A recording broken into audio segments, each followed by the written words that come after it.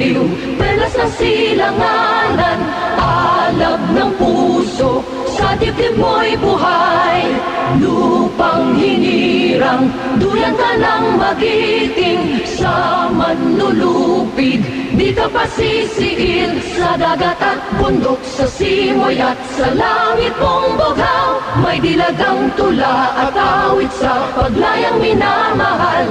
Ang kislap ng watawat mo'y tagumpay na nagniningning, ang bituing nag-araw niya kailan pa may di magdidilim. Lupa ng araw ng walhatit pagsinta, buhay ay langit sa piling mo. Aming ligaya na pag may mga api, ang mamatay ng dahil sa'yo.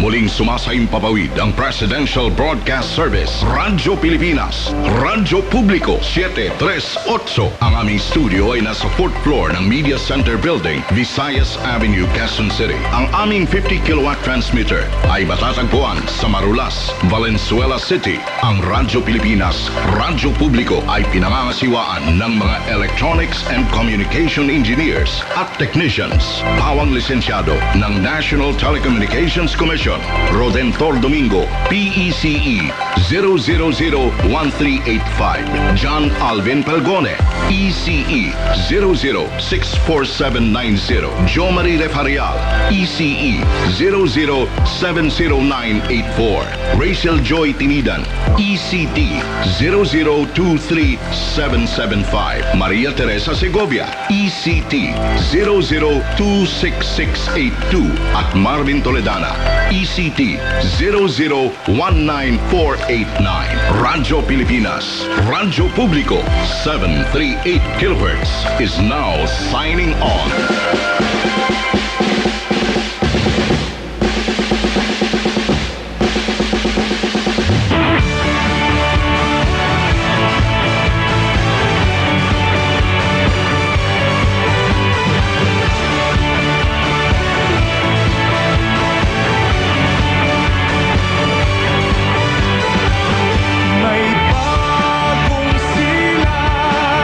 May bago ng buhay.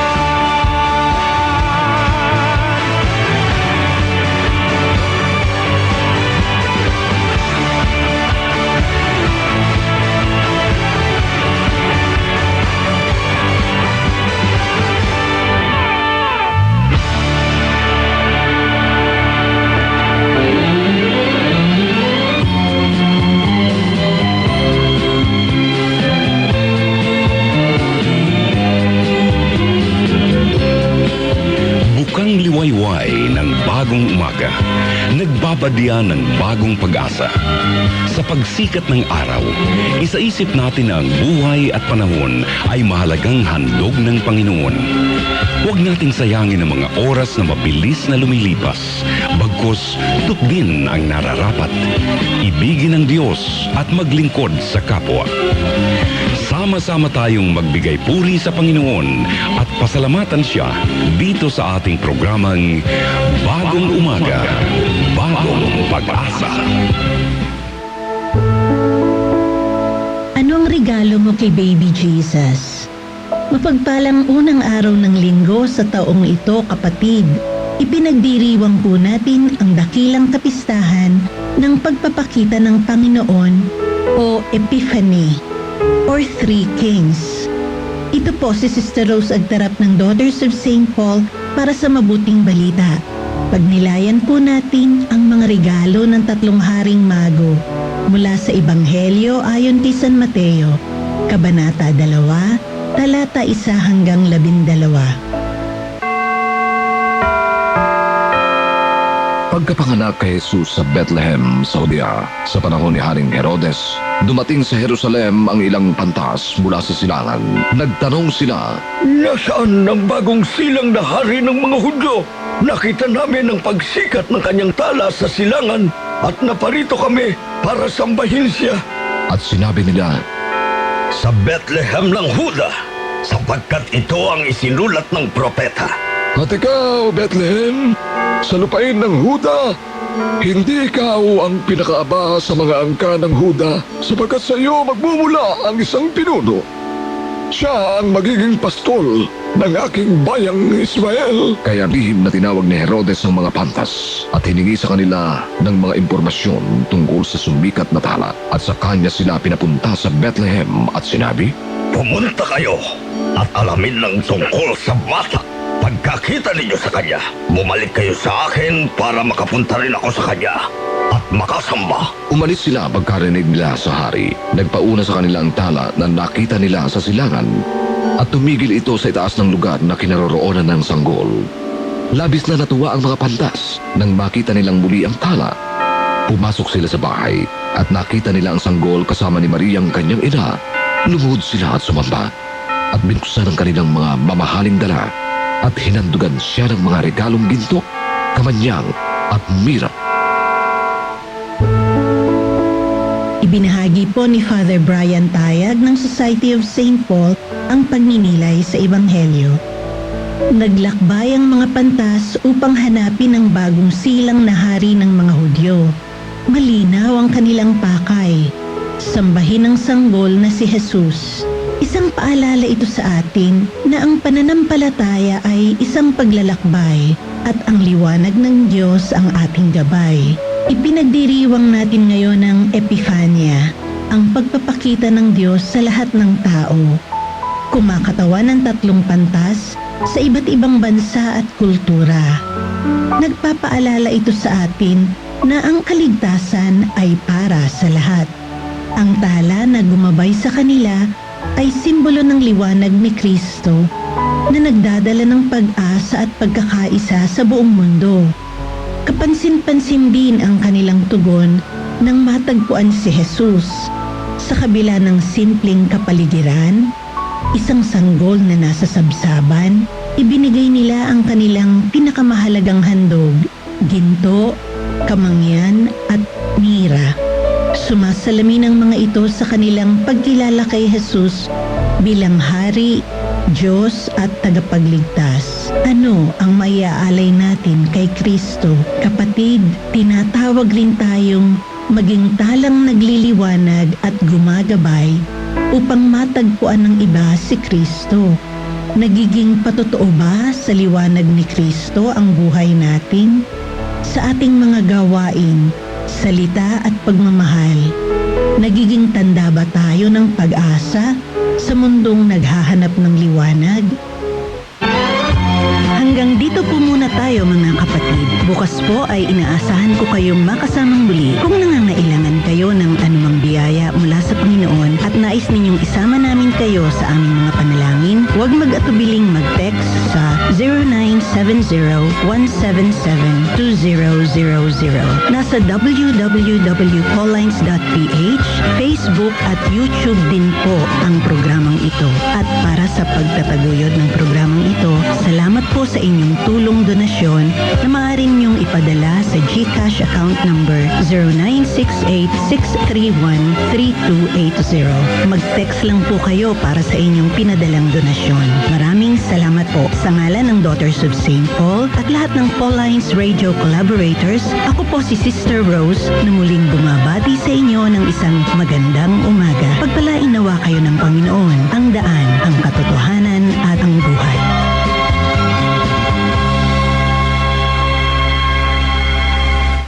Radyo Pilipinas, Radyo Publiko. Radyo Pilipinas, Radyo Publiko.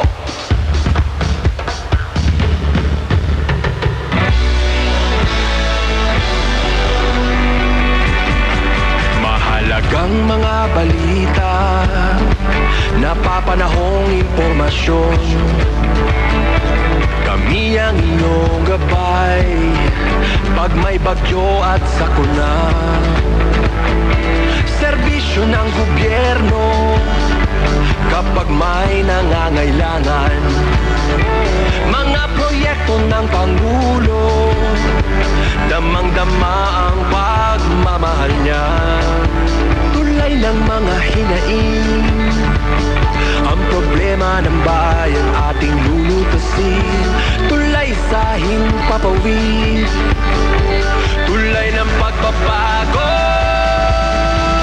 Radyo Pilipinas, ng bagong Pilipinas. Radyo Pilipinas, ng bagong Pilipino. Mga proyekto ng Pangulo, damang-dama ang pagmamahal niya. Radyo Pilipinas, Radyo Publiko, ang boses ng Pangulo.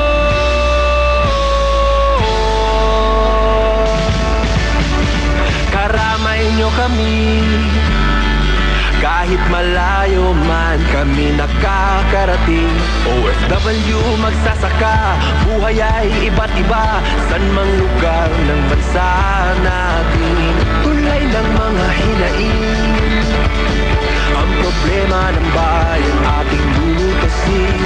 Tulay sa himpapawid, tulay ng pagbabago. Radyo Pilipinas, Radyo Publiko, ng bagong Pilipinas. Radyo Publiko, Radyo Pilipinas, Radyo Publiko, ng bagong Pilipino.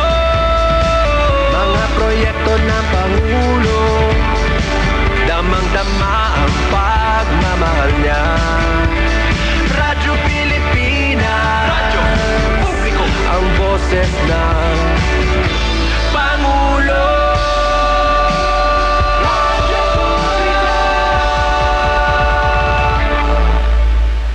Radyo Pilipinas, Radyo Publiko, Radyo Pilipinas.